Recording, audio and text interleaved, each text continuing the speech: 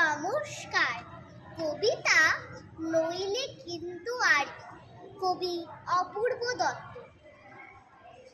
সকালবেলায় ঘুম ভেঙেছে, মা বললেন, শোনো, বাসি মুখে 100 থেকে 1 অবধি গোনো, 9টা নাগাদ খেলতে যাব।